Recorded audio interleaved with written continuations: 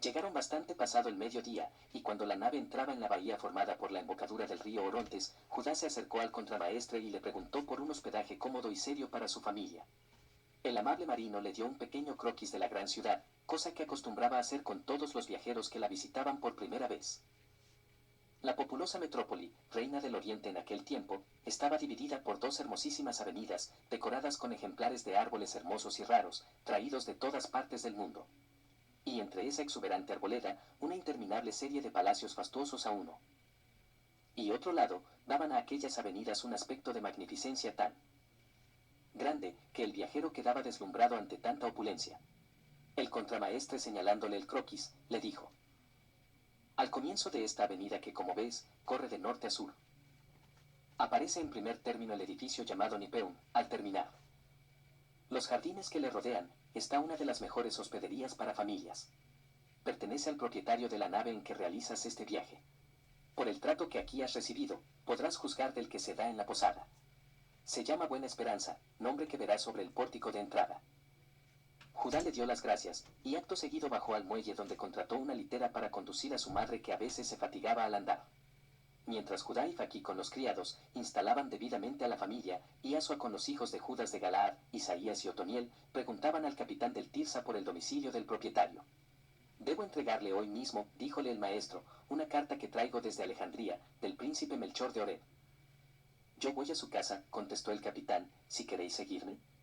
Y se dirigieron allá.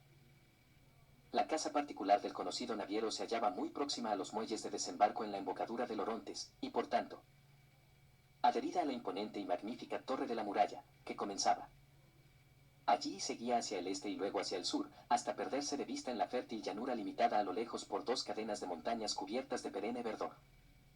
943. No era ningún palacio aquella casa, sino más bien un enorme almacén de fardos, que formaban montañas desde el pavimento al techo. Se veía claramente por las inscripciones o rótulos que eran mercaderías llegadas de diversos países o preparadas para salir a sus destinos. Siguiendo al capitán, Iaso, acompañado de los hijos de Judas, atravesó varias de aquellas grandes salas abarrotadas de mercancías, hasta llegar a un patio hermosísimo plantado de rosales y de naranjos, donde no se veía más ser viviente que dos garzas blancas paseando sobre el césped y una gacela, que de inmediato le recordó aquella con que Neva y jugada en la cabaña de piedra de las cercanías del Tabor. El capitán entró solo, abriendo una puerta que estaba entornada, y pronto salió, haciendo pasar a Iasua y sus acompañantes. Era aquello un enorme despacho, donde había varias mesas sobrecargadas de tabletas de escribir, de rollos de pergamino, de grandes cartapacios de anotaciones. Detrás de una de aquellas mesas, vieron el busto de un hombre ya anciano, con una hermosa cabeza cana y unos ojos inteligentes, y de mirada profunda, algo inquisidora, que parecía interrogar siempre. Seáis bienvenidos en nombre de Dios, dijo el anciano con voz solemne y clara. La paz sea contigo, Simónides, amigo del príncipe Melchor de Oreb, en nombre del cual vengo a ti, contestó Iasua. La austera fisonomía del anciano pareció iluminarse con una casi imperceptible sonrisa. Les invitó a sentarse y manifestar el motivo de su visita. Iasua le alargó en silencio la epístola de Melchor. A medida que leía el papiro, su rostro se reanimaba visiblemente. Su palidez mate fue sustituida por un suave encarnado que daba más fulgor a su profunda mirada, por lo cual Iasua comprendió hasta qué punto le impresionaba la lectura. Dejó el papiro sobre la mesa y, con una ternura que parecía completamente ajena a aquella naturaleza de acero, dijo: grande honra para mi casa es tu presencia en ella, oh hijo de David, pero soy un pobre inválido y no puedo correr hacia ti para reverenciarte. Dígnate acercarte a mí. Antes de que el anciano terminase de hablar, ya estaba Iasua junto a él y le había tomado ambas manos. No busco reverencias, sino solamente comprensión, le dijo con su dulzura habitual, mirándole hasta el fondo de sus ojos. Yo sé el que eres y lo que significas para Israel. Siguió diciendo el anciano. Tú debes saber lo que soy yo, y lo que significo para ti, no obstante de estar amarrado a este sillón, con un cuerpo deshecho por las 944 torturas con que me obsequiaron nuestros opresores romanos, a quien Jehová confunda. Los caminos del Señor son a veces incomprensibles a la humana inteligencia, dijo Iasua, sin soltar las manos del inválido, y el poder divino hace a veces brotar flores, allí donde solo había secas raíces carcomidas por las orugas. ¿Qué me quieres decir con eso, príncipe, hijo de David? Que si tu fe es tan grande como el deseo de justicia que alienta vigoroso en ti, El Señor va a darte lo que no le has pedido nunca, el vigor físico y la salud perdida, en aras de un deber sagrado para ti, la protección a una familia perseguida y desamparada. Iasua soltó las manos del anciano que ardían como si estuvieran sobre el fuego, alejándose unos pasos le dijo: Simónides, el poderoso Jehová que has invocado, ha devuelto el vigor a tu cuerpo quebrantado y deshecho, y él te dice por mi boca, levántate y anda. El anciano, que parecía arrojar llamas de sus ojos iluminados por extraña luz, se puso de pie y dio un paso adelante. Si yo estoy curado, exclamó, es porque ha entrado en mi casa el Mesías Rey de Israel, anunciado desde tantos siglos por nuestros profetas. Señor, dijo doblando una rodilla en tierra, tú eres el Rey de los judíos, que los sabios de Oriente adoraron en Betlehem hace 21 años. Tú eres el que salvará a la nación del yugo extranjero. Dios te salve, hijo de David. Dios nos salve de torcer el rumbo de sus designios, Simónides, contestó dulcemente el maestro. Yo acepto el nombre de Salvador del mundo porque a eso he venido, pero el de Rey, déjalo, amigo mío, para quienes juzgan que toda grandeza está en los tronos y en los cetros. Yo soy príncipe de un reino que no conocen los hombres, donde no hay otra ley que el amor, ni otros soldados que los que saben renunciarse a sí mismos en favor de sus semejantes. Entonces los anuncios de los profetas, preguntó el anciano. Ten paz en tu alma, Simónides, que el tiempo te hará ver claro. En todas las cosas. En los breves años que faltan para mi triunfo final, tienes tiempo de ver hacia qué lado te llevan los vientos benéficos de la esperanza y de la fe. Entonces tú mismo anuncias un triunfo. Oh, oh. Ya lo decía yo, no puede ser vana la esperanza de Israel, no puede ser vana mi esperanza. Que tarden años nada importa, pero el triunfo será nuestro y la gloria de Israel sobre el mundo será imperecedera. Oh, Jerusalén Santa. Tu nombre no se borrará jamás de la faz de 945. La tierra. Hacia ti se volverán todas las naciones, y no habrá labios humanos que no pronuncien tu nombre llamándote Santa, Santa por todos los siglos.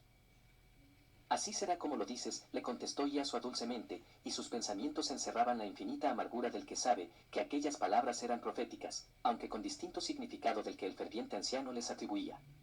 Jerusalén quedaría en la memoria de todos los hombres y de todos los tiempos por el espantoso crimen que los sacerdotes de Jerusalén, guardianes de la fe y de la esperanza de un numeroso pueblo, habían de perpetuar, cegados por su soberbia y ambición de poder.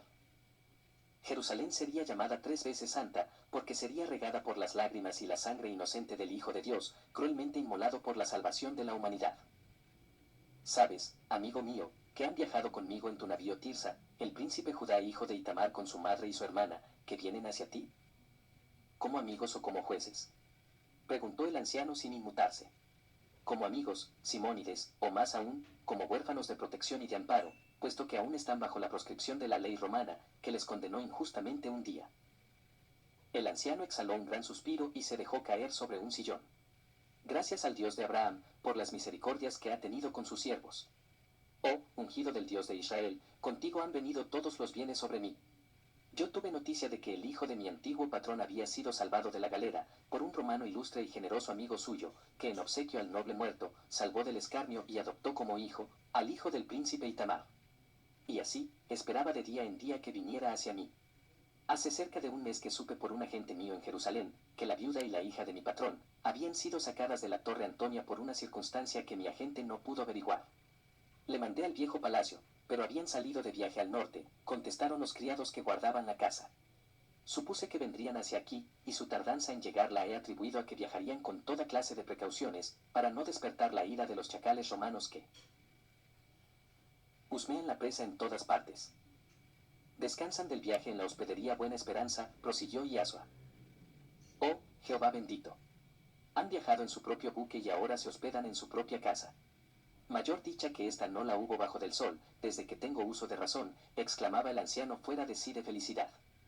Esther, hija mía, Esther, ven, que hoy la dicha se nos entra en casa sin pedirnos permiso. 946. Abuelito. Dijo una voz tan conocida para Iasua, que aún no pudo ver a la persona que la emitía, por la oscuridad que hacía una mampara de seda atravesada en el ángulo del gran despacho. ¿Cómo es que caminas, abuelo? Y una joven enlutada y con la cabeza tocada de un blanco velo, apareció de pronto. Iasua creyó reconocer en ella a Nebai, a la cual hacía más de 2 años que no veía, pero la muchacha, en el asombro de ver caminar al anciano inválido, no puso atención en los 3 visitantes que había. Estoy sano y fuerte, hija mía, el Mesías anunciado por los profetas ha entrado en mi casa. Salúdale, Esther, con la reverencia que se merece el rey de Israel. Sobrecogida de estupor ante los prodigios que veía la joven, iba a doblar la rodilla ante Yahshua, pero éste le tomó de ambas manos y las miradas se encontraron. Yahshua. Nebai. ¿Cómo estás aquí con ese manto de luto? La joven se abrazó espontáneamente de Yahshua y rompió a llorar a grandes sollozos. Esta vez le tocó asombrarse hasta la estupefacción al anciano Simónides ante el cuadro que se ofrecía a su vista. Se acercó a su nieta para preguntarle, ¿pero tú conocías al ungido de Jehová? Allá en la cabaña del Tabor, cuando ambos éramos adolescentes, murmuraba entre sollozos la joven, a la cual Yahshua secaba el llanto con ternura. Ah, voy comprendiendo, decía el anciano, acariciando la cabeza de la joven. Pues sí, he recobrado a esta hija de mi hija, por la muerte de su padre Arbot ocurrida hace solo 2 lunas. Cayó desde la torre más alta de la fortaleza de Hipos, que hacía restaurar el tetrarca Felipe en la Traconitis. Sus 2 hermanos están por casarse, y enseguida la madre y la hija vuelven al hogar paterno, que se iluminará de nuevo con luz de estrellas y de arrebol. Yahshua miraba enternecido a esta Nebai dolorosa, y se recriminaba a sí mismo de haberla dejado sola en su dolor. ¿Cómo es que aquí te llamas Esther, y en el Tabor, Nebai? Le preguntó dulcemente. Cosas del abuelo, dijo, sonriendo a los dos, en medio de sus lágrimas. Sí, sí, cosas del abuelo que siempre está en lo justo. Sabe, oh, soberano Señor de Israel, que cuando nació esta niña, ya era muerta mi amada compañera que entregó su alma a Dios, al nacer muerta nuestra. 947. Segunda hija a la cual llamaríamos Esther. Y mi buena Raquel me pidió que si el Señor nos mandaba una nieta que fuera llamada Esther. La ilustre y bella judía que dominó las furias de Asuero, rey de Persia y dominador de casi todo el oriente, no es digna que se la recuerde e inmortalice, en las niñas que nacen el mismo día aniversario de su coronación como reina. Es una hermosa idea, dado que la reina Esther salvó de la muerte a innumerables compatriotas suyos, condenados a la esclavitud y a morir, por la cólera vengativa del favorito Amán, contestó Yahshua. Justo, pues al padre le sonaba bien llamarle Nebai por una hermana suya que se le parecía mucho. Pero en mi casa y a mi lado, es Esther, y seguirá siéndolo hasta que la tierra cubra mis huesos. ¿Estamos? Sí, abuelito, sí, yo estoy de acuerdo. Aquí está frente a nosotros, el que me enseñó un día a renunciarme a mí misma para complacer a los que me aman. ¿Y acaso, no has encontrado compensaciones, Esther, en ese renunciamiento de amor? Le preguntó Yahshua. Muchas, Yahshua. Muchas compensaciones. Tantas que casi podría asegurar que el renunciarse a sí mismo es todo el secreto para conquistar el amor de quienes nos rodean. Es genial, mi nieta, exclamaba el viejo acariciando una mano de la joven. Nadie diría que aún no ha cumplido los 18 años. Desde que está aquí es mi secretaria y no acepto más secretarios que ella. Pronto vendrá su madre que será el ama de casa, y soñaré de nuevo que vive aún mi Raquel, para hacer florecer mi huerto con todos los encantos del mundo. Ha pasado ya el invierno y florecen los manzanos, decía Yahshua, recordando las palabras de amor que el cantar de los cantares pone en boca del amado de Sulamita. Ha pasado, sí, príncipe, hijo de David. Ha pasado por 3 grandes razones, porque el rey de Israel ha venido hoy a mi casa y me ha transformado en un hombre fuerte, porque se levanta de nuevo la amada familia del príncipe Itamar de Jerusalén, y porque he venido a saber que mi única nieta es grande amiga del ungido de Jehová. ¿Son estas en verdad grandes razones? Decidlo vosotros 2, jóvenes Galileos. Otoniel e Isaías se vieron aludidos directamente por el dueño de casa, y el primero contestó. Son razones tan poderosas, que casi estoy abrumado de tan grandes acontecimientos venidos en un momento a tu casa. Bien, bien, permíteme un momento para tomar mi manto y mi turbante, pues quiero ir de inmediato a la posada a presentar mis respetos a 948. La familia de mi antiguo patrón. Ahora no soy ya un inválido. Iré, sí, iré ahora mismo. Oh, mi pequeño Judá debe estar hecho un hermoso varón, pues era todo el retrato de su padre. Aquí está tu pequeño Judá, buen amigo de mi padre, dijo el joven príncipe, a quien un criado había conducido al despacho. El anciano se quedó mudo, paralizado de emoción y de asombro, mientras Judá se le acercaba con ambas manos extendidas hacia él. Príncipe Itamar, exclamó. Si es el mismo que ha salido de las olas del mar que lo tragaron. Nuevo Jonás profeta, surgido del abismo. Y sus viejos brazos estrecharon fuertemente al joven príncipe Judá, cuya personalidad hermosa y gallarda había llenado de estupor al anciano. Luego presentó su nieta Esther al príncipe, al cual tocó esta vez maravillarse, pues suponía al viejo solo como un hongo amarrado a su sillón de inválido, y no solo lo encontraba sano y todavía fuerte, sino acompañado de un hermoso rosal en flor. Ya se ve que entró Iaso en tu casa, y donde él entra, los huertos florecen y los pájaros cantan, decía Judá. Oh, Simónides. Nuestros largos años de padecimiento han tenido un epílogo de gloria y de paz, de amor y de dicha, porque el ungido del Señor está junto a nosotros. Todos mis sueños van a cumplirse, decía entusiasmado el anciano. El Dios de mis padres me da todo hecho, el huerto en flor, y solo tengo que recoger los frutos. Había movido el cielo y la tierra, como se dice, para encontrar la familia del príncipe Itamar, pues ellos debían ser a mi juicio los primeros colaboradores del gran rey que esperábamos. Había averiguado a mis agentes viajeros de todas mis caravanas sobre el sitio en que se ocultaba el Mesías Salvador de Israel. Y he aquí que el día menos pensado, abre el sol en la tristeza de mi vida, y el Dios de Abraham y de Jacob, pone a mi vista lo que por tanto tiempo anduve buscando. Feliz de ti, Simónides. Díjole el maestro, que dejas florecer en tu alma la gratitud al Señor por sus beneficios sobre ti. Y como Él no sé, deja aventajar en largueza y generosidad, colma de alegría tu vida, ya en el ocaso, porque tu vida fue de justicia y equidad, porque tus días fueron laboriosos y buenos para tus semejantes, porque has amado a tu prójimo como a ti mismo, según el gran mandato de la ley. Después de estos preliminares, siguieron naturalmente las confidencias íntimas, las historias dolorosas y terribles de los 8 años pasados sin saber unos de otros, sino las tristes noticias que ya conoce el lector, despojos, calabozos, condenado a galera, naufragio, y luego el profundo silencio, sinónimo de aniquilamiento, de destrucción y de muerte. 949. Mas, a pesar de todo esto, decía el anciano, yo esperaba sin saber qué, ni por qué esperaba. Ya la enorme fortuna de la casa de Itamar se multiplicaba en mis manos de un modo maravilloso. Mucho devoró la loba romana, pero fue más lo que salvé a costa de mi cuerpo retorcido y dislocado en él. Tormento. Dios bendecía mis negocios con un gran fin severamente. Por Melchor, Gaspar y Baltasar, que fueron mis huéspedes, conocía yo el nacimiento del rey de Israel, pero ellos partieron a sus países y hasta hace poco tiempo no tuve más noticias suyas. Tiene el Supremo Señor, dijo Yasua, designios que no están al alcance de las humanas inteligencias, ni de los esfuerzos o anhelos de los hombres hasta que ha sonado la hora de su realización. Ayer era la hora de la esperanza. Hoy es la hora del amor, de la unificación en el esfuerzo y en la fe. No es uno solo el Salvador del mundo.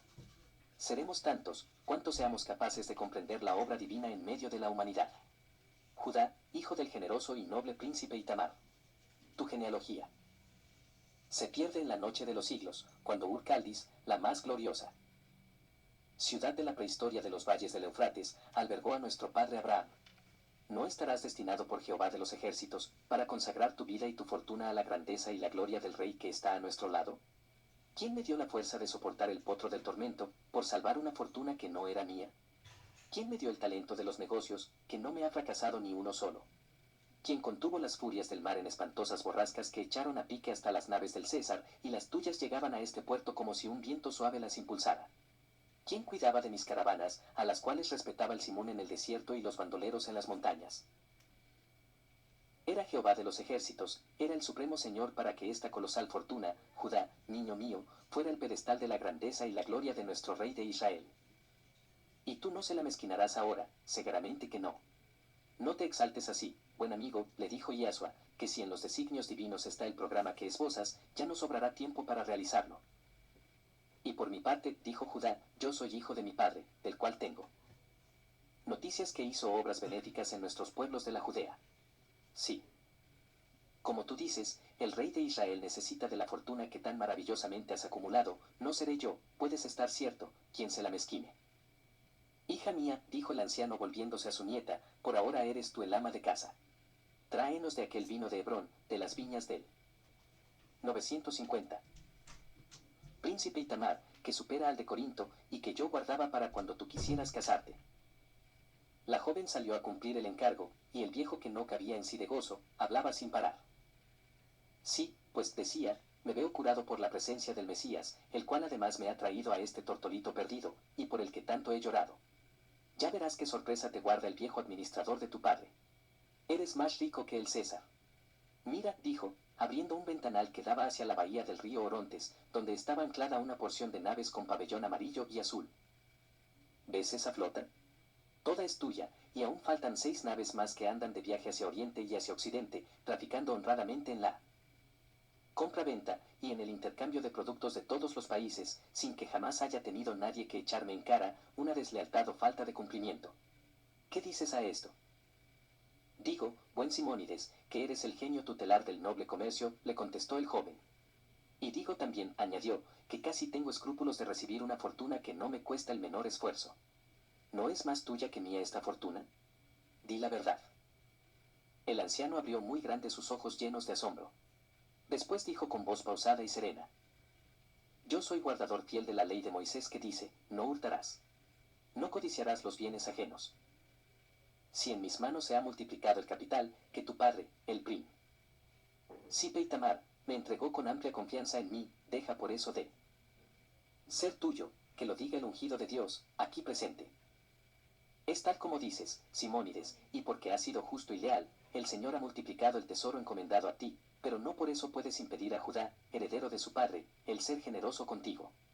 Yahshua lee en los pensamientos de los hombres, exclamó Judá.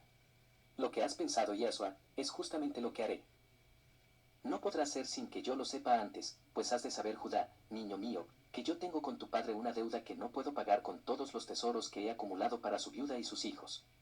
Y soy inmensamente feliz viendo florecer esta fortuna, como lotos en los ríos de la India, y no quiero otro galardón que continuar administrándola hasta que la tierra cubra mis huesos.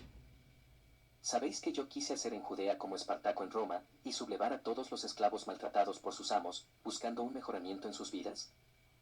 No, no lo sabíamos, respondieron todos. Pues sí, señores, y entre Herodes el Idumeo y algunos miembros. 951. De los tribunales del templo, me condenaron a la muerte que se da a los esclavos rebeldes, la crucifixión sobre el monte de las calaveras. Ya me llevaban a rastras por las calles de la ciudad, cuando acertó a pasar por allí el príncipe Itamar, tu padre, que era el ídolo de la nobleza judía, y muy respetado en los claustros sagrados, por sus grandes donativos y su respeto a la ley de Moisés. Se interpuso entre mis verdugos y yo, y compró mi vida por 10.000 sestercios que se repartieron gustosamente los que me condenaron a morir. Hizo más todavía, compró a sus amos, a todos aquellos esclavos maltratados, cuyos padecimientos me habían llevado a incitarlos a la rebelión. ¿Estás contento ahora?, me preguntó con aquella su noble gentileza, que me parece estar viendo en ti, Judá, niño mío. Yo caí de rodillas a sus pies y le dije, sí, amo mío, estoy contento de ser tu esclavo, y de que lo sean junto a mí, todos aquellos por los cuales fui condenado a morir. Soy pues esclavo del príncipe Itamar de Jerusalén, que me compró con su oro para salvarme la vida. Cuando cumplí los 6 años de servicio que exige la ley, quiso él darme la libertad, pero yo le pedí pasar a la clase de esclavos vitalicios, o sea, hasta la muerte. Entonces él me puso al frente de todos sus negocios como su representante general, con residencia en Antioquía, donde era desconocido aquel incidente y mi condición de esclavo. Ya comprenderéis todos, que por ley, soy esclavo del heredero del príncipe Itamar, en forma que puedo continuar administrando sus bienes que nunca pueden pertenecerme como propiedad, que lo son del amo. ¿Comprendéis ahora mi secreto con el noble príncipe Itamar? Y aunque su familia no lo sabía, ¿puede un israelita de buena cepa ser desleal con su bienhechor y codiciar sus bienes? Judá no pudo contenerse más y acercándose al anciano lo estrechó a su corazón mientras le decía: Yo no quiero ser tu amo, sino tu hijo, ya que la muerte me llevó al padre que me dio la vida. El anciano, conteniendo los sollozos, se abandonó al noble abrazo del príncipe Judá, hijo de Itamar. He aquí, dijo Yahshua, el prototipo de la lealtad y de la gratitud, tales como muy pocas veces se encuentran en esta tierra. Nebayo Esther, como queramos llamarla, había escuchado parte de esta escena mientras servía a los visitantes el vino de Hebrón con pasta de almendras, y pensaba en su interior con cierta vaga inquietud. Si mi abuelo declara ser esclavo de Itamar y luego de sus herederos, mi madre lo es también, y yo que soy su hija, lo seré igualmente. La ley es inexorable. La reflexión se ahondó en ella, hasta tocar las fibras más íntimas de su ser.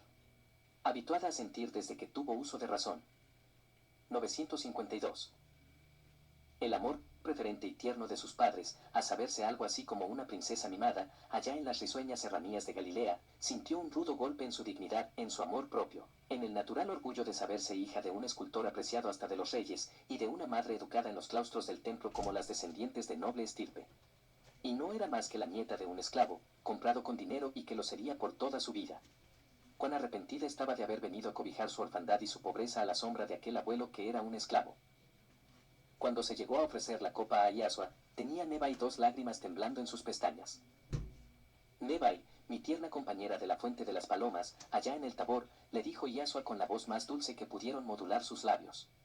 Tu rebelión interna en contra del designio divino es un pecado, Nebai, contra la bondad de nuestro Dios que es amor. ¿Por qué dices así, Iasua? Le preguntó ella fijando en él sus ojos, cristalizados por el llanto. La revelación de tu abuelo te hace padecer enormemente, y no sabes que la felicidad y el amor rondan a tu lado como mariposas en un rosal. Tú siempre el mismo, Iasua, viendo hasta en el aire que respiras. El reflejo de las bellezas de tus sueños, le contestó ella. Iasua había observado que la mirada dulce y noble del príncipe Judá se fijaba con demasiada insistencia en la joven cuando iba y venía, prestando a los visitantes sus atenciones de ama de casa. Y su fina intuición esbozó con los más bellos colores un amor como el de Fakí Tirsa, del cual surgiría en un futuro cercano otro hogar creyente en el Dios Padre amoroso que él había comprendido desde la niñez. Cuando Nebai se acercó al príncipe Judá para darle la copa, él se inclinó buscando su mirada insistentemente baja. Si eres de mi raza y de mi fe, debes saber que el beber de la misma copa es augurio de un cariño eterno. Bebe de la mía, te lo ruego. Y Judá acercó la copa llena del rojo licor a los labios de Nebai. Ella volvió sus ojos al abuelo como interrogando. Bebe, niña, bebe. ¿No has oído que el príncipe Judá ha declarado que quiere ser mi hijo? Nebai roja como una cereza bebió un pequeño sorbo y murmuró, gracias, príncipe. Llámame simplemente Judá, porque quiero ser para ti, lo que soy para mi hermana Tirsa, a la cual conocerás hoy mismo. Esther, le dijo dulcemente, y como si adivinara la interna amargura de la joven. Si algún derecho quieres concederme en tus 953 sentimientos, quiero tu piedad y tu cariño, porque he padecido mucho en mi vida, no obstante de ser tan joven aún. Ya lo tienes, Judá, toda vez que has sido tan noble para con mi abuelo, como bueno fue con él, tu difunto padre. ¿Entonces seremos amigos para toda la vida? Volvió a insistir Judá. Nebai miró esta vez a Iasua, y lo encontró sonriendo con su dulzura habitual. Esto la animó. Como lo soy de Iasua, lo seré también de ti, para toda la vida. Alianza de 3, firme es, dicen en esta tierra que riega el Orontes, dijo el anciano, cuya dicha era tan grande que parecía derramársele el corazón como un vaso de esencia demasiado lleno. Tampoco escapó a su perspicacia la espontánea simpatía del príncipe Judá para su nieta, lo cual ya lo supondrá el lector, fue para el noble corazón del anciano un motivo más de alegría y de agradecimiento a Jehová, que, según él decía, había hecho desbordar sus beneficios sobre su existencia tan azarosa y sufrida. Luego debieron resignarse a escuchar los relatos del anciano sobre el estado de los negocios, capitales y rentas habidas desde que él administraba la fortuna del príncipe Itamar. Iasua, creyéndose ajeno a estos asuntos, quiso retirarse, pero el buen Simónides le rogó que estuviera presente. Oh, ungido del Señor, le dijo con tono suplicante, mi soberano rey de Israel. ¿Vais a quitar al viejo Simónides la satisfacción de rendir cuentas en vuestra presencia, de estos capitales que serán la base y fundamento de la obra de Dios que habéis venido a realizar?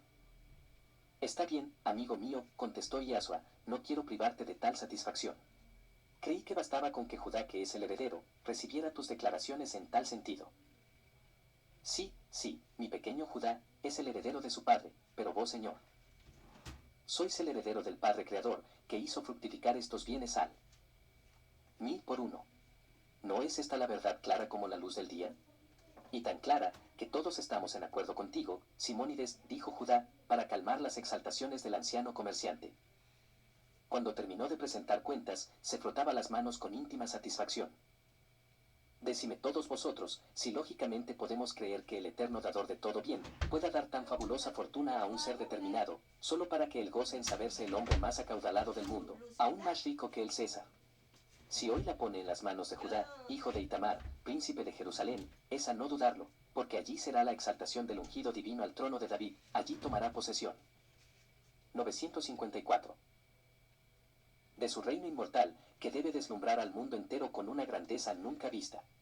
En Israel no habrá menesterosos, ni huérfanos, ni mendigos, ni cavernas habitadas por leprosos, ni ancianos estrujados por el hambre y la miseria, puesto que el rey de Israel podrá dar la dicha y el bienestar a todos sus súbditos. ¿Habrá un reino más feliz y próspero que el suyo? ¿No está así predicho por los profetas? ¿No dice Isaías, levántate Jerusalén y resplandece, que ha venido tu lumbre y la gloria de Jehová ha bajado sobre ti? ¿No dice Jeremías, he aquí que vienen los días, dice Jehová, en que despertaré a David, renuevo justo, y reinará, rey dichoso, noble y grande, que hará justicia sobre la tierra? ¿Quién será este rey sino el Mesías, el Hijo de Dios, un retazo del mismo Jehová inmortal y poderoso, que manda sobre todos los elementos y sobre todos los seres? Oh, buen Simónides, exclamó el maestro, día llegará que todos veamos claro en el pensamiento divino, como vemos en el fondo de un arroyuelo cuando en sus corrientes ha entrado la calma y con ella la luz del sol. Y como para dar un alimento sólido a los sueños de grandeza para el pueblo que alimentaba el anciano, Iasua le describió el panorama que ofrecía ya a la vista la Santa Alianza, como una vasta institución cultural, religiosa y civil, a la cual debía pertenecer todo buen hijo de Israel que quisiera capacitarse para cooperar al engrandecimiento y libertad de la nación. El inteligente anciano comprendió de inmediato el pensamiento innovador del Mesías y se adhirió sin reservas a él. Luego añadió, la cuarta parte, por lo menos, de los jornaleros de Antioquía, me llaman su patrón, su providencia, su pan sobre la mesa, porque en la carga y la descarga de los navíos, como tripulantes y remeros, como servidores en las caravanas, como guardianes de los rebaños de camellos, mulos y asnos de carga, oh, Judá mío, tengo a mi servicio unos 4000 hombres, y esto sin contar con los hachadores en nuestros bosques y los cultivadores de nuestros olivares y viñedos. Pero Simónides, dijo Judá sonriente, el César tendría celos de ti que tienes para tus negocios la mitad del mundo. Yo no sé cómo el legado imperial de Siria te consiente esta tremenda expansión en tierra y en mar. ¿Qué cómo lo consiente? Oh, niño mío, inocente aún, después que te has educado entre el ilustre patriciado romano. Tú no sabes lo que vale tu oro. Compré al ministro favorito del César, que me consiguió de puño y letra del emperador, el permiso de comerciar con 50 naves en todos los mares y ríos de su jurisdicción, y con 955. 20 caravanas de 200 bestias cada una, por todos los caminos de los países que le pagan tributo. Mis escribas han sacado un centenar de copias de ese documento, y el ministro Sellano les ha puesto a todas el sello imperial. Cada capitán de navío lleva una entre la documentación, y cada cabir de caravana lleva asimismo la suya. ¿Quién será pues el audaz que se atreva a poner trabas en el camino de mis dependientes? Además, si nuestra santa fe nos dice que la mano poderosa del Dios de los profetas anda dirigiendo estos asuntos para realizar bien pronto el reino del Mesías Salvador de Israel, ¿cómo podemos extrañarnos de que el éxito me haya favorecido siempre? Tengo amigos y aliados en Persia, Armenia, Grecia, Arabia, Galia, Iberia y Egipto, que no los he comprado con oro, sino con el comercio honrado y leal, dándoles las ganancias que justamente les corresponden, ni un denario menos, ni un denario más. El único que ha dejado en mi poder todas las utilidades ha sido el príncipe Melchor, que quiso capitalizarlas como aporte suyo a la obra del Mesías Salvador de Israel, cuando llegue el momento. Mi aliado en el desierto de Arabia es el Scheich-Wilderin, en cuyas praderas del huerto de las Palmas se guardan nuestros rebaños de camellos, mulos y asnos para el servicio de las caravanas. Ya te llevaré, Judá mío, por allá, para que veas de cerca cómo obscurecen tus rebaños las praderas del Scheich. Yo lo conocí en sus tiendas del monte Jebel, cercanas a Bosra, dijo Judá. Andaba yo en los preliminares de una organización para libertar a Israel, que luego de conocer a Iasua, se ha unificado con la Santa Alianza. Ahora comprendo, dijo Iasua sonriendo afablemente a Judá. Esos eran los amigos de la montaña, ¿verdad? Eres perspicaz, Iasua. Sí, esos eran mis legionarios de la montaña y el Scheich-Wilderin me procuraba las armas y las provisiones. Oh, valiente hijo de Itamar, exclamó gozoso el viejo Simónides. No desmientes tu raza, ni tu origen. Pero nada de guerras por el momento, lo que se puede hacer en paz y buena amistad, se hace, y lo que no se puede, preguntó nervioso Judá. Eso ya veremos. El oro puede mucho y sin derramamiento de sangre, contestó el anciano. Yo traigo una epístola del príncipe Melchor para el Scheich-Wilderin del huerto de las Palmas, dijo Iasua cortando la conversación. Y ya que es tu amigo, espero que me proporciones la oportunidad de encontrarme con él. Será, príncipe hijo de David, cuando sea de tu agrado. Mi gloria mayor es obedecer como un mandato la más ligera indicación. 956. 56. Judá y Nebai. Nebai o Esther había desaparecido de la escena, sin que nadie al parecer lo apercibiera. Se había retirado a su alcoba particular y tirada sobre su diván de reposo, lloraba silenciosamente. Su pensamiento hilvanaba una tragedia. Había sido hasta entonces el orgullo y la gloria de su padre, de su madre, de sus hermanos, de todas sus amistades residentes en Galilea y Judea. Qué humillación, qué desprecio cuando llegasen a saber que su abuelo materno era esclavo comprado con oro, que su madre y ella misma lo eran por herencia. Si su padre levantara la cabeza de su tumba y viera a su esposa y a su hija, esclavas de un príncipe judío, ¿cuál no sería su desesperación, él, descendiente de un macedonio heroico, capitán de las legiones de Alejandro Magno?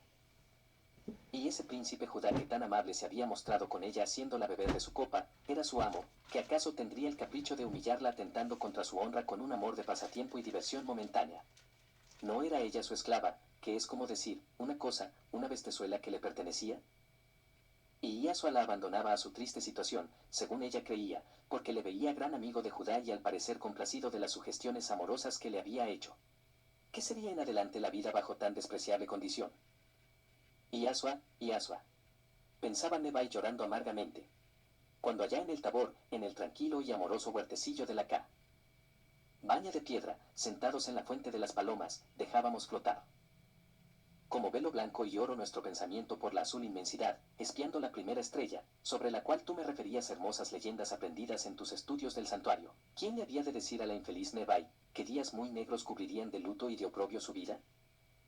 Al joven maestro le llegaron como agudos alfilerazos los pensamientos desesperados de la joven y dijo de pronto: Buen Simónides, si me lo permites, buscaré a tu nieta en la cual he creído ver un profundo dolor.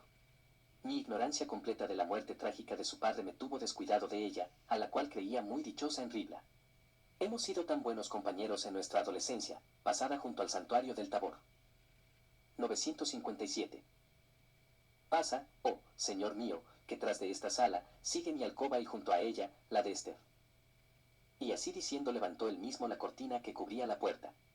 Yo termino con Judá, añadió el viejo, y enseguida vamos todos a la posada a cumplimentar a las incomparables, Noemí y su hija. Esther, Esther, gritó, el rey de Israel te busca. Este llamado llegó a la joven, que se levantó penosamente dispuesta a volver al despacho. Al volverse, se encontró frente a frente con Iasua, parado en el dintel de la puerta.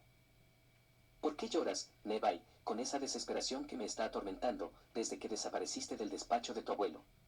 Y me lo preguntas, Iasua. ¿Cuán lejos está tu alma de la mía que no has podido adivinar la causa de mi dolor? No era bastante haber visto morir despedazado a mi padre en un terrible accidente, no era bastante esta orfandad, sino que debía saborear también el oprobio y la humillación de saberme esclava de un príncipe judío. ¿Tengo o no motivo para llorar? Nebai, mi dulce y pura Nebai de la fuente de las palomas. Díjole el joven maestro tomándole una mano. Ven conmigo a este jardín de rosales, donde se duermen las garzas y brinca alegremente tu gacela. Yo te convenceré de que no tienes ningún motivo para llorar, sino para abrir tu corazón a una nueva esperanza, a un nuevo cielo de felicidad. Nebai le siguió hasta el primer banco de piedra que encontraron junto a un rosal de Irania, cuyos pétalos blancos como la nieve caían al más leve soplo del viento. Así como caen estos pétalos sin dificultad y sin sufrimiento, caerán.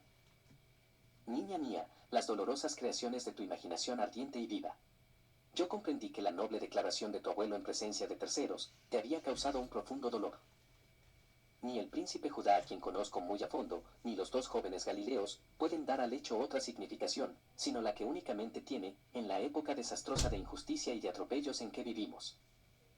¿Qué dirás tú cuando sepas que el príncipe Judá, dueño de tan fabulosa fortuna, fue víctima del despotismo romano que sin motivo alguno le condenó a galeras para toda su vida, y a calabozo perpetuo a su madre y hermana? ¿De veras? Preguntó Nebai como si viera un fantasma. ¿Cómo lo oyes?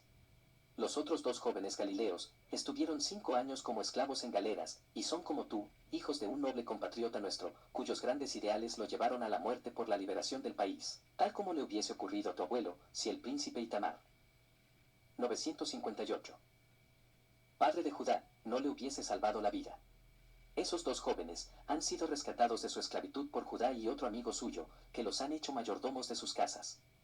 Y tú, pobrecita mía, lloras con esa desesperación porque te sabes esclava del príncipe Judá que está curado de orgullos y egoísmos, curado de ruindades mezquinas con el gran dolor que ha sufrido. He comprendido su naciente amor hacia ti, y estoy cierto que si tú le amas y le concedes tu mano, antes de un año te hará su esposa. Muy pocos hombres hay en la tierra que estén dotados de la nobleza de sentimientos del príncipe Judá. Y cuando conozcas a su madre y a su hermana, quedarás encantada de acercar tu corazón a tan generosos y nobles corazones. ¿Ves, mi gacela herida, cómo se desvanecen ante la verdad esos fantasmas creados por tu imaginación? Yo quiero verte dichosa, Nebai, en estos años que van corriendo hacia la culminación de la obra que el Padre Celestial me ha confiado. ¿Y crees que solo siendo la esposa de Judá puedo ser feliz? Preguntó. Nebai mirando fijamente a Yasua, sentado junto a ella bajo el rosal que continuaba deshojando pétalos blancos como copos de nieve. Cuando allá en la falda del Tabor, hablábamos largamente en la fuente de las palomas, nunca me hablaste en tal sentido y ya sabes, yo era dichosa. En Ribla lo he sido también estudiando y cantando los inmortales versos de Homero, profeta de la Grecia, como Isaías y Jeremías lo son de Israel. Un coro de doncellas griegas, macedonias, corintias y sirias me han rodeado para formar una escuela templo dedicado al cultivo de la belleza, de la armonía, de la bondad, de todo lo que puede haber de grande y noble en la vida, cuando se ha encontrado el hilo de oro que nos liga al divino conocimiento. Tú mismo, Yasua, me impulsaste por ese camino sabiendo que sería dichosa en él, ¿y quieres ahora que tome otro rumbo? Nebai, me place infinito verte razonar tan serenamente, porque comprendo que tu espíritu se ha levantado muy alto sobre el pensar y sentir de las mayorías. Ninguna sugestión te arrastra. Ningún fanatismo te doblega. La verdad, la belleza, el bien, he ahí la trilogía que forma el supremo ideal de tu vida. No es que yo quiero que cambies de rumbo, sino que la vida humana tiene exigencias justas, de las cuales no podemos eximirnos por completo.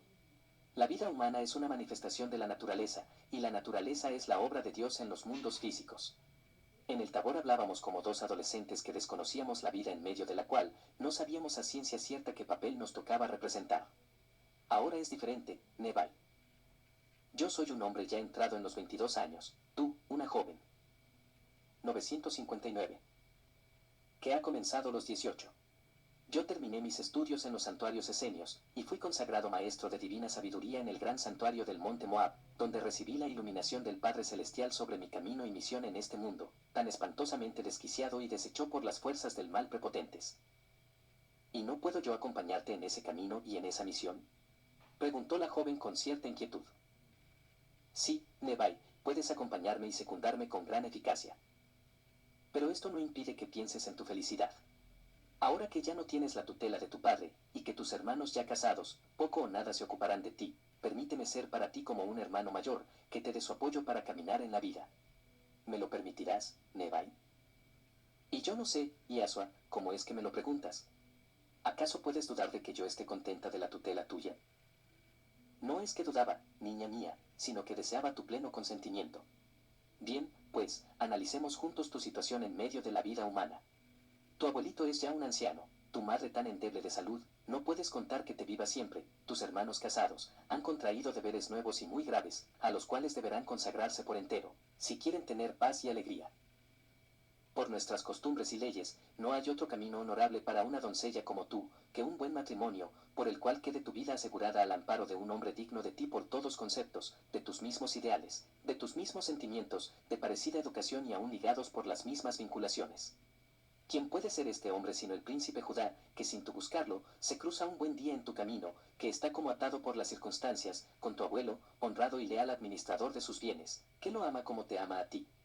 Todavía más, que está ligado a mí, a tu Yasua de la adolescencia por tan gran amor recíproco del uno al otro, como muy pocas veces vemos florecer en esta tierra de incomprensiones y de egoísmos. ¿Quieres mayor bendición del Padre Celestial para ti? Vamos, habla Neva y mía, y dime si mi discurso te ha convencido. Pero, paréceme que fueras un agente del príncipe Judá, para conquistarme, y Yasua, dijo Nebai, como recelosa de la situación a que se veía llevada tan inesperadamente. Nada de eso, Nebai, nada de eso. Ni una sola palabra hemos cruzado con Judá a este respecto. Si el reciente conoce y no ha salido del despacho de tu abuelo. Convéncete, hermana mía, de que esto es solo una clarividencia de mi espíritu, que ve la voluntad divina abriendo un luminoso camino de fe, de amor y de esperanza, para vuestras dos almas que tan queridas son a mi corazón. 960. Dios me ha tomado como instrumento de su bondad, de su amor, de su divina sabiduría, por lo cual he podido curar muchos enfermos a quienes la muerte había catalogado como suyos de inmediato, a ciegos, a paralíticos, a leprosos, contrahechos y también a muchos enfermos del alma por desviaciones morales espantosas. El Padre Celestial me concede también levantar en alto mi lamparilla y alumbrar tu camino a seguir, Neba y mía, y el de Judá también mío, desde hace centenares de siglos y que seguirá siéndolo por toda la eternidad. ¿Qué dices tú a todo esto? Digo, Iasua, dulce y tierno maestro mío, digo que si tus palabras son un reflejo de la voluntad de Dios sobre mí, Él y nadie más, hará florecer el rosal del amor en mi corazón. Hasta ahora no ha florecido. Iasua, sino para ti, para mis padres y hermanos, para mis buenas compañeras del templo de Homero de Ribla. ¿Florecerá también para el príncipe Judá si él se digna amar a la que es una esclava suya? No lo sé, Iasua, porque mi corazón es aún como una crisálida envuelta en su capullo, del cual saldrá cuando sea su hora. El tiempo, pues, será quien descorra el velo. Muy bien has hablado, Nebal. Dios, que es el eterno dueño de las almas, despierta en cada una a su debido tiempo, lo que debe constituir la orientación de su vida. Siempre que estas almas hayan tenido en cuenta su dependencia de Dios y la conformidad a sus divinas leyes, que son la pauta en que cada alma debe modular la hermosa sinfonía de la vida, justa y noblemente vivida. Ahora prométeme que no llorarás más sin reflexionar antes, en qué. Tienes a tu hermano mayor, Iasua, para defenderte de todas las desesperaciones y para alumbrar tu camino en la vida. Te lo prometo, Iasua, por la memoria de mi padre muerto, y por la vida santa y pura de mi madre. Ahora vamos con los demás, díjole el joven maestro. La besó en la frente con infinita delicadeza, mientras le decía. Que este beso de hermano, selle, Nebai, esta promesa que me has hecho. Oh, Iasua, sembrador de rosas blancas de paz y de esperanza. Le dijo Nebai, andando a su lado. Yo no sé qué poder tienes para aquietar así las más grandes borrascas. También tú aprenderás a aquietarlas en los que te rodean. ¿No eres acaso mi primera discípula? La hermosa gacela le salió al encuentro, como buscando una caricia que ellos le prodigaron tiernamente. Todo ser viviente busca el amor, Nebai, como lo más hermoso que hay en la vida. Tenlo en cuenta siempre y serás una excelente misionera mía cuando llegue tu hora. 961. Todos los ojos se fijaron en ellos, con miradas interrogadoras cuando entraron al despacho. Judá les había mirado varias veces por un ventanal que daba al jardín, y había comprendido que Iaso ejercía sobre Nebai una gran influencia. Ignoraba si en el glorioso camino, que soñaba para el futuro rey de Israel, debía haber una mujer que compartiera con él el trono. ¿Por qué no? ¿Qué rey no la había tenido? Y aunque aquella hermosa jovencita no era una princesa, ¿acaso el rey David no estuvo casado con mujeres del pueblo? Salomón tuvo por esposa una hija del faraón de Egipto, y por amada a Saba, reina de Etiopía, pero este nuevo rey de Israel, más noble y grande que todos porque venía a salvar al vasto oriente oprimido y vejado, ¿no podía acaso elevar a la nieta de Simónides a su altura y compartir el trono con ella? Pensando así, Judá quedó de pronto silencioso y se acusaba de haberse precipitado mucho en sus insinuaciones amorosas a la joven. Pensó asimismo que no debió soltar las alas al ruiseñor febril de su fantasía, no bien conoció a la joven. ¿Por qué ella estuvo tan dolorida y casi llorosa antes y ahora sonreía como llena de una interna dicha, cuya causa no podía ser otra que su diálogo íntimo con Iasua? No le quedaba duda, ambos se amaban quizá desde hacía mucho tiempo. Y él había llegado tarde. Otro hombre, en sus condiciones, se hubiera levantado imponente y audaz, sabiéndose con tantos derechos a conquistar aquello que él creía que le disputaban. Pero Judá era muy noble y amaba mucho a Iasua, al cual reconocía francamente como muy superior a él. El joven maestro comprendió la lucha que se había desatado en el alma de Judá, y se decidió a calmarlo como lo había hecho con Nebal. Aprovechó el momento en que los hijos de Judas acariciaban la gacela que había entrado al despacho, y Simónides atendía a un mensajero que le hablaba de negocios. Se acercó a él y le dijo: Tu preocupación es una fantasía sin realidad posible en la tierra, Judá, amigo mío. ¿Crees que yo pueda atar mi vida a una mujer, para dejarla en breve a llorar mientras viva, sobre mi tumba? Y Asua, ¿qué estás diciendo? Lo que oyes. La nieta de Simónides es para mí una amada hermanita de la infancia, a la cual he preparado recientemente para que no huya de tu amor que la busca y la llama. Adelante, Judá, que Dios te bendice en esto como en todo lo demás, porque estás llamado a ser un sincero colaborador en mi obra de liberación humana. Queda pues tranquilo.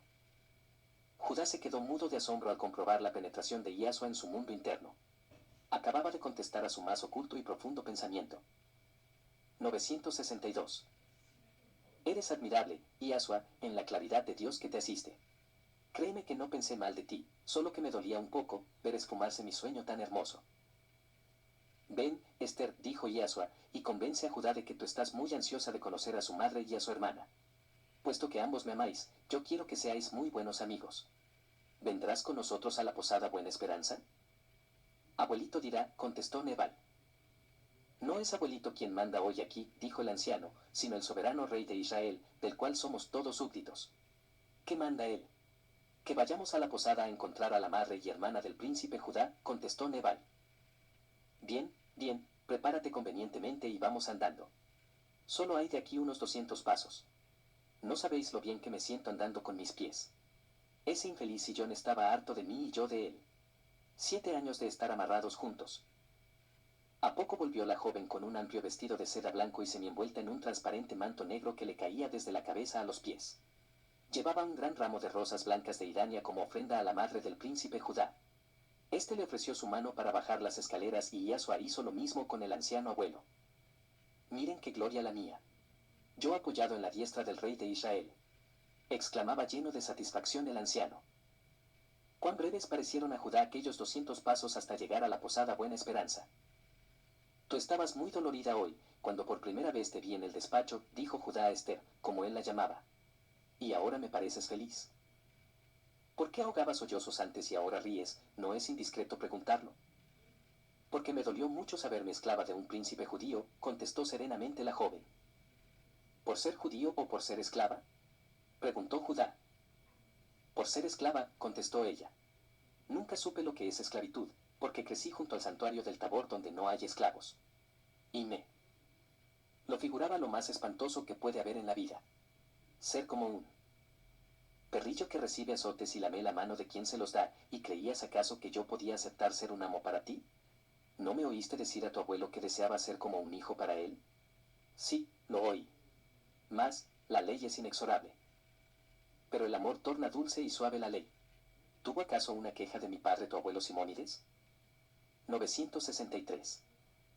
Parece que no, por cuanto bendice su memoria. Y tú llorabas con odio a mí. Oh, Esther, mal me juzgabas sin conocerme. ¿Verdad que fuiste injusta y que no lo serás más?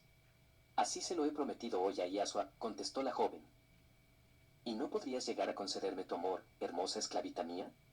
Y al hacer tan insinuante pregunta, el príncipe Judá se inclinaba buscando los ojos de la joven que se le escondían en la sombra del manto negro.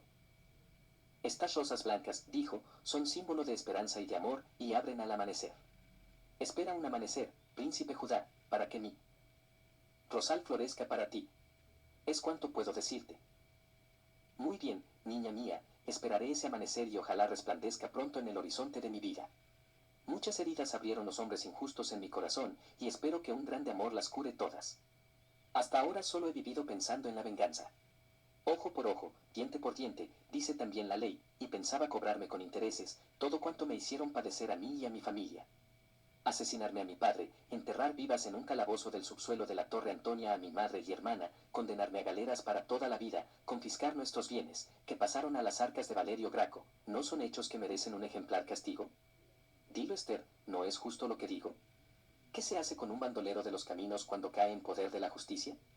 Se le manda azotar hasta echar sangre y después se le cuelga de un madero sobre el monte de las calaveras.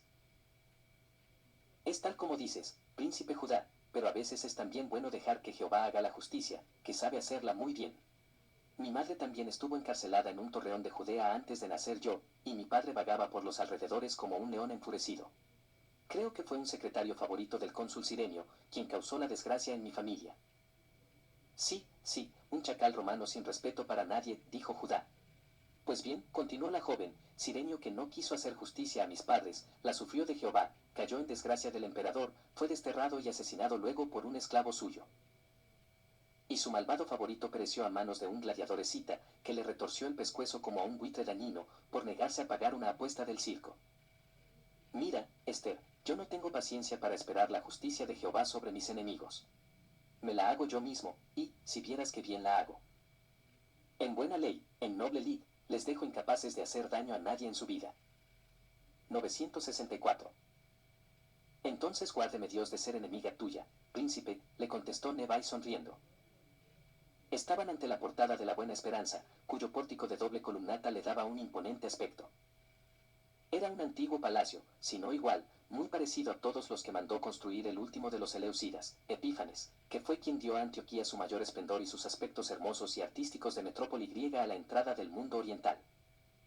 Simónides, el genio de los buenos negocios, lo había adquirido por la mitad de su valor real, debido a que el palacio entró en una confiscación de bienes hecha según costumbre por el gobierno romano en contra de un príncipe tirio, que cayó en desgracia de su majestad imperial. Así ejercía Simónides su venganza de los romanos que habían dislocado su cuerpo. Con una habilidad única, se arreglaba para hacer rebajar hasta lo sumo los bienes confiscados por el poder romano y luego los compraba a ínfimo precio, aumentando de manera fabulosa los bienes de su difunto amo, el príncipe Itamar. Acostumbraba también a ejercer otra clase de venganza que él llamaba correctiva, la cual consistía en buscar las pruebas de los delitos cometidos por los cónsules y procuradores romanos y hacerla llegar hasta él. César, que casi siempre ignoraba lo que hacían sus legados y oficiales en los lejanos pueblos invadidos. Y ya en la posada Buena Esperanza, y luego de los cumplidos a las damas y al Ak Ben Faqí, que le fue allí presentado, el feliz anciano tomó a Iasua y a Judá, y les condujo a una sala interior que era la mayordomía o administración, a la cual durante años se había hecho llevar todas las semanas en su sillón de ruedas para vigilar por sí mismo la buena marcha de aquella casa que era para él como una mina de oro. De un armario o alacena construida en el muro mismo y con una doble puerta de bronce y cedro, extrajo una porción de libros, de anotaciones y de documentos. Los unos eran las entradas y salidas de huéspedes, los pagos a la servidumbre toda griega, por haber encontrado más lealtad e inteligencia en los individuos de esa nacionalidad. Los otros libros eran relatos de las compras realizadas en confiscaciones de bienes, como ya queda antes referido. Había una tercera clase de libros y estos eran relatos con los datos, referencias y declaraciones de testigos oculares de todos los delitos, usurpaciones, prisiones, torturas y asesinatos hechos y mandados hacer por los cónsules, gobernadores y procuradores romanos. Todo esto es sangre, decía con reconcentrada ira el noble anciano, y por eso lo hice escribir con mur y cerrojo. Quiero que el rey de Israel y su primer ministro Judá vean todo esto con sus propios 965 ojos, para que sepan bien a fondo lo que es Roma para los pueblos subyugados y vencidos. Allí aparecían como en un catálogo los acuerdos secretos entre Herodes y el Sanedrín, entre Herodes y César, entre Herodes y los cónsules y los procuradores y los tribunos, y toda esa legión de esbirros sanguinarios, perros de presa, cocodrilos hambrientos, según les llamaba el anciano en el colmo de su indignación. Iasua y Judá quedaron espantados, no solo de las atrocidades que allí aparecían, sino de la hábil y sutil red de investigaciones que Simónides manejaba desde Antioquía, y con la cual conseguía desbaratar muchas maquinaciones, muchos delitos, de los cuales casi siempre eran víctimas los mejores hombres y las más nobles familias de Siria, Galilea, Judea, Samaria, Perea y Traconitis. Esta tarea la había comenzado a raíz de la desgracia del príncipe Itamar y su familia, a cuyos autores los había castigado severamente, sin que ellos se apercibieran de dónde les venía el castigo. Los piratas que ahogaron a Itamar por mandato del gobernador romano de Judea, habían muerto en la horca y de tal manera quedó al descubierto el hecho, que el gobernador tuvo que retirar su sede a Cesarea, en la provincia de Samaria, y el César le retiró su confianza luego. Y tuvo que abrirse las venas. Eres el ángel de la justicia, buen Simónides, le decía Iasua, recorriendo aquellas páginas escritas de rojo, terrible catálogo que ponía de manifiesto lo que es un poder arbitrario sobre un pueblo indefenso. Contaron hasta 187 casos, a cuales más desastrosos y terribles. Qué mal parada quedaba la autoridad imperial romana, que gozaba tranquilamente de los bárbaros tributos de los países invadidos, sin preocuparse de las atrocidades que cometían sus agentes para enriquecerse, todos ellos a costa de los vencidos. Qué espantoso papel hacían los reyesuelos de cartón, obedientes al César, los gobernadores y cónsules, los pontífices y alto clero de Israel, aliados en su mayoría a la prepotencia romana. Cuando Simónides cerró el libro rojo, Iasua se dejó caer en el estrado que circundaba la sala y hundiendo su cabeza entre las manos exhaló un suspiro que parecía un sollozo. El anciano se le acercó y se sentó a su lado. Señor mío, le dijo con voz más dulce, soberano rey de Israel, ungido de Jehová, ¿es o no de justicia que tomes cuanto antes posesión de tu reino para remediar tantos males? ¿No ves cómo gimen los pueblos bajo una tiranía insoportable? ¿No ves cómo caen las víctimas como espigas en la siega, para ser pisoteadas por rebaños de fieras hambrientas? Tienes una flota de 50 navíos con bravos capitanes y valiente. 966. Tripulación, que llevarán tu justicia por todos los mares del mundo. Tienes inmensas caravanas que te harán dueño de todos los caminos abiertos al comercio honrado y leal. Tienes 20.000 lanzas obedientes al Scheifilderim, mi amigo y aliado del desierto, que espera un aviso mío para lanzarse sobre Siria y Palestina. Tienes 3 legiones de caballeros de Judá, que el hijo de Itamar prepara en los montes Jebel más allá de Filadelfia. ¿Cómo lo sabes tú, si ese es mi secreto? Interrumpió Judá, asombrado de que hasta allí llegase el ojo vigilante de Simónides. ¿No te he dicho, niño, que el Scheifilderim es mi amigo y aliado? La ayuda que él te ha prestado fue sugerida por mí. Eres admirable, Simónides. Merecías ser un César. Tú sí que serías un insustituible primer ministro para nuestro glorioso rey de Israel, exclamó el príncipe Judá. ¿Y Asua? ¿No respondes nada a todo eso? Le preguntó Judá viendo su obstinado silencio. El joven maestro levantó su cabeza hundida entre las manos y sus 2 interlocutores vieron que su rostro aparecía contraído por tremenda angustia. Señor, dijo el anciano cayendo de rodillas ante él, te han lastimado mis relatos porque tu corazón es tierno como el corderillo recién nacido, como la planta apenas salida del embrión, como el pajarillo implume recién asomado a los bordes del nido. Señor, perdona a tu siervo por no haber sabido tratar debidamente al Mesías divino, lirio de los valles de Galilea. Vaso de agua dulce del pozo de Nazaret.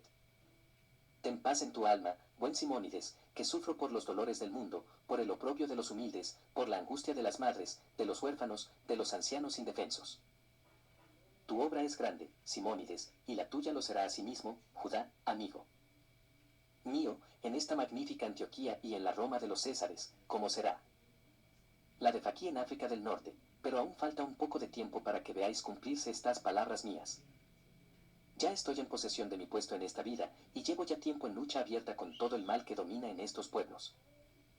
Ponme en contacto con todas las víctimas que tienes catalogadas, Simónides, en tu libro rojo, y si puedo contar con vosotros 2, todo ese dolor será transformado. Os lo prometo en nombre de Dios. Bien, señor mío, mi amado rey. Cuando sea de tu agrado visitaremos los arrabales de esta gran ciudad, Gisiba y Carandama. Están ubicadas entre las encrucijadas y las pendientes de los montes Sulpio y Casio, cercanos al gran circo de Antioquía. Son hermosas aldeas edificadas con 967. Tu oro, Judá mío, y por tanto son tuyas, aunque esto lo ignoran todos, menos mis agentes más íntimos, por medio de los cuales hice comprar esas tierras pertenecientes a un príncipe egipcio que fue desterrado y confiscado sus bienes, por lo que valen 10 estadios en sitios como compré al legado imperial 150 estadios, y lo dividí en 230 huertos con su casa habitación cada uno. En ambas villas tengo reunidos mis servidores, casi todos griegos, judíos y corintios, y entre ellos están alojadas las víctimas de los shows que refiere mi libro rojo. En esos 2 arrabales tienen su hogar los tripulantes de nuestra flota, los caravaneros y casi todos los que me prestan sus servicios por un salario convenido. Pago mejor que todos los patrones, mejor aún que pagan los agentes del César, y tal es el secreto de que todos me sirvan bien. En ambos arrabales, oh, señor mío, encontrarás y te espantarán más aún todos los comprobantes de mi libro rojo. Ya estoy viendo, oh, mi rey ungido de Dios, las maravillas que obrará tu poder allá, como lo has hecho conmigo, un inválido de 7 años, que hoy se siente joven y fuerte a pesar de sus 70 años. ¿Y qué te proponías, buen Simónides, al retener bajo tu protección a esos desdichados?, preguntó Yasua. Señor, ¿no dijo Jehová por Jeremías, haced juicio y justicia, librad al oprimido de manos del opresor, no engañéis, ni robéis al extranjero, ni al huérfano, ni a la viuda, ni derraméis sangre inocente en este lugar? Pues me proponía hacer justicia con los malvados y con los inocentes, empleando en ello parte de las rentas inmensas de mi difunto amo, en cuya memoria y amor lo hacía. Esto en primer lugar. En segundo lugar, alimentaba mi firme esperanza de encontrarme contigo, oh, mi soberano rey de Israel, y preparaba con datos ciertos y con pruebas y testigos, los hechos delictuosos que los invasores cometieron con tu pueblo, de la manera más inicua y criminal que pudieron hacerlo. 968. 57. Los esponsales. Quedaron en que al siguiente día visitarían aquellos arrabales, y como ya llegaba el caer de la tarde, Simónides dispuso que en la posada Buena Esperanza se preparase una espléndida cena, en celebración de tan faustos acontecimientos. La llegada del rey de Israel, de la familia del príncipe Itamar, su llorado patrón, y su propia curación que lo hacía un hombre renovado a sus 70 años. El anciano ignoraba que en ese momento surgían de imprevisto dos motivos más de júbilo para todos. Judá con Faquí tuvieron una parte, después con Yasua y Noemí, otro, igualmente íntimo y reservado, que para los demás quedaron en secreto. Y el gran salón de honor del palacio de Epífanes el último Seleucida, fue mandado adornar con todas las rosas blancas y las ramas de mirtos que se encontraron en Antioquía. El viejo Simónides estaba hecho un brazo de mar como comúnmente se dice. Y la buena Noemí, madre feliz, sonreía en una dicha suprema, a la cual nunca pensó llegar después de los grandes dolores sufridos. Cuán verdad es que Dios se acerca con amor al corazón dolorido y sollozante. Había tardado mucho la hora de la piedad divina, pero había llegado de la manera más generosa, más bella y sublime que pudiera soñar. Grandes candelabros de plata sobre altos pedestales de mármol sostenían numerosas lámparas de aceite que iluminaban el hermoso recinto. Iaso ocupaba el centro de la mesa con Simónides y Noemí a un lado y otro. Le seguían de inmediato Judá con Nebai, Faquí con Tirsa, y luego los dos hijos de Judas de Galaad, Isaías y Otoniel. El lector imaginará la dulzura de aquel ambiente que respiraba con infinita placidez el Cristo encarnado. A él le debían todos, aquellos momentos de pura y santa alegría, aquella íntima paz, más suave y más dulce, que todas las riquezas y que todos los tesoros imaginables. El amor sincero, espontáneo y leal, vibraba allí en todos los tonos, sin que quedase ni un solo espacio para el recelo, la desconfianza o el temor. Todo el cielo de Jehová ha bajado sobre esta mesa, decía Noemí, con los ojos brillantes de emoción y el corazón desbordando de dicha inefable. Como que tenemos sentado a ella al resplandor de Jehová, contestaba el anciano Simónides, que en tal día representaba tener 10 años menos. Cuando los criados abrían las polvorientas ánforas de vino de 969. Chipre, que el viejo guardaba en las bodegas de Itamar desde muchos años atrás, y Asua pidió un momento de silencio, a las risas como gorjeos interminables que vibraban con notas musicales en aquel ambiente elevado, pleno de concordia, de amistad y de compañerismo. Y habló así: cuentan nuestras viejas crónicas sagradas, que cuando nuestro padre Abraham quiso una esposa digna y pura para su hijo Isaac, mandó a su mayordomo Eleazar a buscarla en el país de su nacimiento y encontró a Rebeca al borde de la fuente de aguas dulces, de la cual le dio de beber a él y a sus camellos. Nuestro Padre Celestial, amoroso y sabio en sus designios, ha querido que sea yo como el mayordomo fiel de Abraham, que tuvo el acierto de elegir una santa compañera para el hijo de su amo. Simónides, hombre justo, abuelo feliz, yo te pido la mano de Esther, tu nieta, para mi gran amigo el príncipe Judá, hijo de Itamar de Jerusalén, y a ti, digna matrona judía, viuda de Itamar y madre dichosa, pido la mano de tu hija Tirsa para el Ben Faquí de Sirene. Y que esta unión de corazones sea como un rocío de bendiciones divinas para todos vosotros, y para la obra de liberación humana que Él, Padre Celestial, nos ha encomendado a vosotros y a mí, en unificación de fe, de esperanza y de amor. Dulces lágrimas de emoción temblaban en las pestañas entornadas de las tres mujeres, y humedecían los ojos de los hombres en un desbordamiento de amor y de comprensión recíprocos. El viejo Simónides, con su voz temblorosa por un sollozo contenido, apoyó su cabeza sobre el hombro de Iasua y solo pudo decirle: Señor, mi rey de Israel, ¿quién es el hombre que puede negarte nada a ti que todo lo haces como si Dios mismo lo hiciera?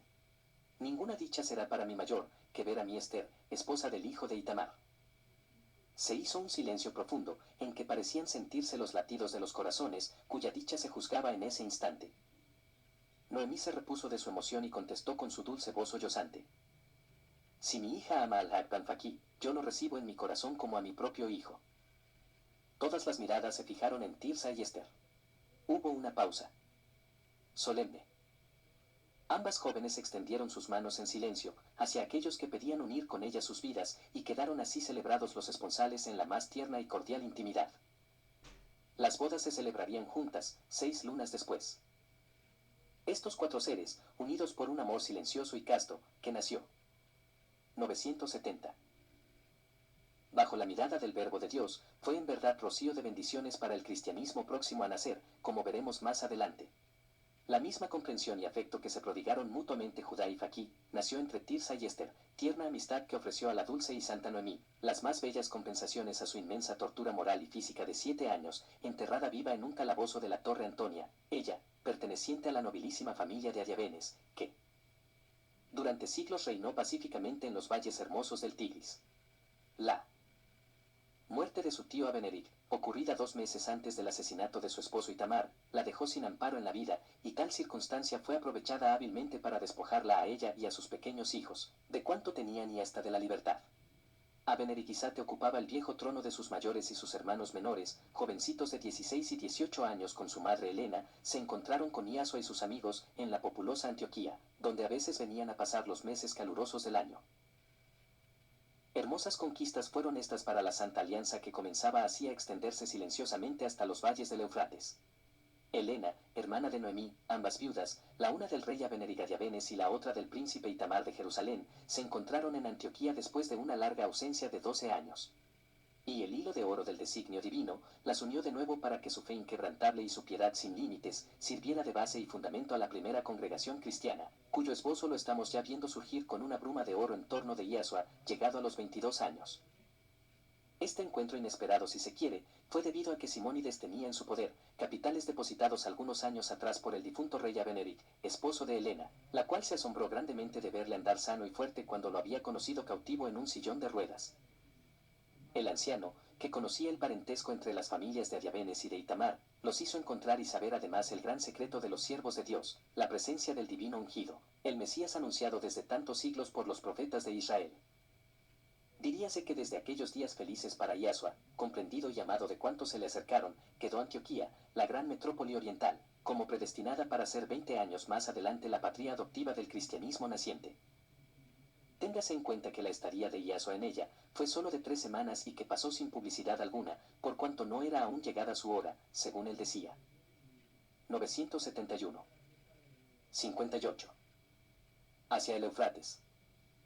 Por Helena y sus hijos, tuvo en noticias del sabio maestro persa, Baltasar, que le había visitado muy niño en Betlehem y luego en el santuario del Hermón, cuando tenía 7 años.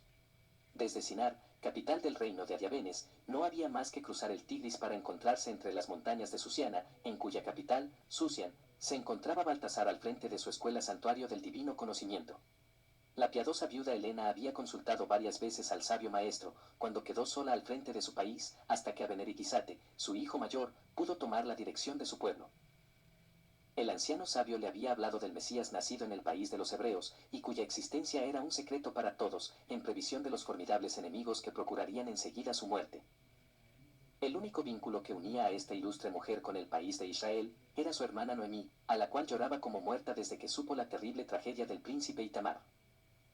2 días llevaba Iasua en Antioquía, cuando se encontró con la noble viuda, que despachó enseguida un correo particular que al correr de un buen camello llevase a Susian la gran noticia para su consejero Baltasar. El Mesías Salvador del mundo se encontraba en Antioquía, donde permanecería 3 semanas.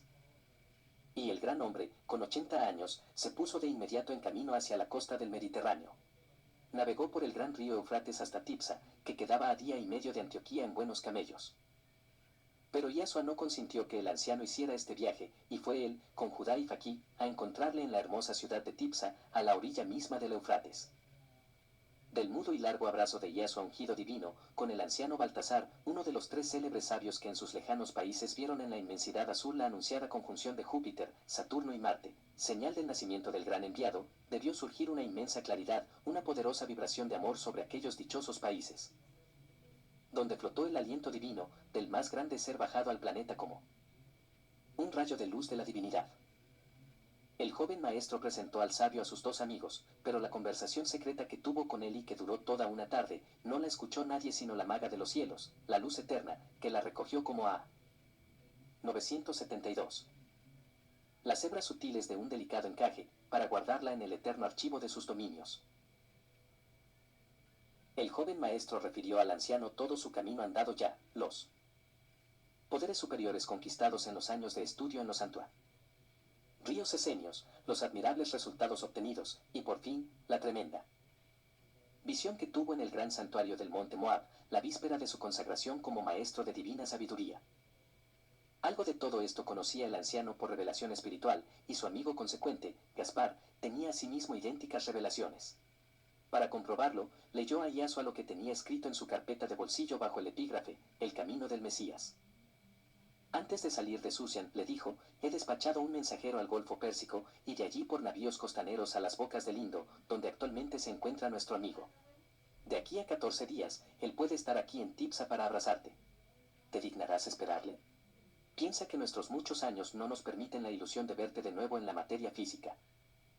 Le esperaré, sí, contestó firmemente Yasua. Algunos trabajos. Me retendrán en Antioquía por 3 semanas más o menos. Entonces espero que Gaspar esté con nosotros, para que los tres unidos hablemos sobre el camino que ya llevas andado, Hijo de Dios, y el que te falta por andar. Que él oiga, como yo he oído, la revelación de tu espíritu, para Sabo. Vivir juntos el infinito placer de haber estado en la verdad, cuando hace 21 años y meses, dimos nuestro juicio sobre tu personalidad. Melchor, el más joven de nosotros tres, añadió el anciano sabio persa, ha recibido del supremo Atman la dicha de seguirte de más cerca, y por sus continuadas epístolas, hemos podido seguir desde lejos tus pasos, Gaspar y yo. La divina sabiduría lo ha ordenado todo de tan admirable manera alrededor de ti, oh, resplandor de la eterna claridad, que nosotros, pequeñas lamparillas suyas, no tenemos más que acercarnos a ella, para iluminarnos e iluminar a cuantos quieran recibir su luz. Si los maestros de almas y directores de las conciencias no hubieran torcido el rumbo de la humanidad, tu pasaje por esta tierra sería un fragmento del poema inmortal de amor y de luz en que vives en la inmensidad de Dios, añadió aún el sabio persa, como respondiendo al pensamiento que le acosaba. Pero los hombres dirigentes de pueblos han hecho de ellos majadas de bestezuelas, que solo suspiran por el mejor pasto, y para conseguirlo, se aplastan unos a otros, y cada cual busca la más abundante ración para sí, dejando el hambre y la necesidad insatisfecha para el más débil e incapaz en la lucha. 973. Te presentas en tal escenario, tú, ungido del amor y de la fe, para enseñar a los hombres la verdadera ley, nuestro igual origen e idéntico destino, saliendo del eterno y volviendo al eterno en tiempo indeterminado, que nuestra inconsciencia o nuestra maldad alarga a veces inmensamente. Te presentas a decir al mundo que no debe haber ni amos, ni esclavos, ni ricos hasta la exageración, ni pobres hasta la miseria, que el que más posee, más debe dar al que carece de todo, que el que mezquina de su abundancia a los desposeídos, no merece la lluvia de las nubes, ni los besos del sol sobre sus campos. Por deber, oh, enviado del Padre Amor, les reprocharás, les enrostrarás su iniquidad, su injusticia, descubrirás sus mentiras, sus engaños, el usufructo desvergonzado y deshonroso que hacen los hombres del poder, en perjuicio de las masas engañadas con eternas promesas que nunca ven cumplidas. Y entonces la víbora se volverá contra ti, se enroscará a tu cuerpo con la espantosa fuerza de sus anillos, te estrujará como a una esponja llena de miel y la transformará en veneno, con él. ¿Cuál inundará el mundo, a fin de apagar la luz de tu lámpara, y que no acierte nadie a seguir el camino de la verdad, que pondrá término a su inicua dominación en la tierra? Yo te veo en mis largos sueños de idealista, como un astro de suave luz que ilumina todos los rincones de las más obscuras conciencias. Una legión inmensa de almas te seguirá por tus caminos radiantes de fe, de nobleza y de amor, pero la mayoría, oh, soberano rey de los idealistas soñadores, buscará en ti la esplendidez de la púrpura, el brillo del oro y las piedras preciosas, y cuando les digas que todo ello no es más que paja y humo, comparados con los tesoros eternos de luz, de dicha y de amor, te volverán la espalda, te despreciarán, te pisotearán como a un ser inútil para la dicha que ellos buscan, como el único bien de su vida.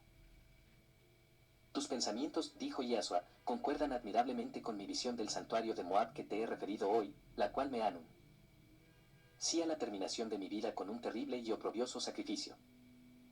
La voluntaria aceptación del dolor supremo de parte mía impedirá la destrucción de este planeta, próximo a entrar en la órbita de esa terrible justicia divina que marca las épocas de vidas evolutivas a los mundos, a las humanidades y a los individuos. Solo te pido, oh, sabio Baltasar, que me asistas con tu pensamiento y tu amor, para que mi naturaleza humana no llegue a predominar jamás en lo que mi yo superior ha aceptado ya, como divina revelación de la suprema voluntad. No temas, oh, Hijo de Dios, porque es tu último pasaje por la tierra, y no has venido para el fracaso sino para el triunfo. 974. Iaso invitó a sus dos amigos a hablar privadamente con el sabio astrólogo persa, a fin de que les diera orientación en sus vidas como cooperadores en su obra de salvación humana. Averiguados los datos precisos de ambas vidas, el sabio buscó en las influencias planetarias, en las taras hereditarias y en los caminos recorridos por aquellas dos almas, a través de los siglos y de las edades, y les dijo de esta manera: Príncipe Judá, hijo de Itamar, veo tres fases en tu vida, infancia y adolescencia, iluminadas por la paz y la dicha, primera juventud atormentada por la maldad humana y sumida en grande oscuridad. La tercera fase es vida de fe, de esperanza y de amor supremo, vida dichosa en la familia y triunfante en un noble y grande ideal. Es cuanto puedo decirte. Hakban Faki de Sirene, siguió diciendo el anciano con sus ojos cerrados y sus manos cruzadas sobre el pecho. Te veo bajo la acción inmediata de una luminosa inteligencia, que tuvo especial tutela sobre ti, salvándote de grandes tropiezos que hubieran torcido el rumbo de tu vida, en la cual se diseñan con claridad dos fases, tu infancia y adolescencia sumidas en una suave inconsciencia que solo te permitía admirar la magnificencia de la naturaleza. Tu juventud y años viriles, entregado al amor humano en la familia y a la propagación de un ideal de justicia, que llena por completo las aspiraciones de tu espíritu. Es cuanto descubro en tu vida. Al siguiente día, Iasua y sus dos amigos volvieron a Antioquía, dejando al anciano Baltasar sumergido en el éxtasis de fe y de amor que la presencia del hombre luz le había producido. Llegaron a la medianoche a la posada Buena Esperanza. Amna, la anciana criada, Eliacín y Cipro, les esperaban velando, a fin de conseguir que Noemí descansara. La buena mujer había quedado aterrorizada de sus años de calabozo, y temía horribles desgracias, no bien sus familiares se apartaban de ella. La criada corrió a avisarla que los tres viajeros estaban de regreso sanos y salvos.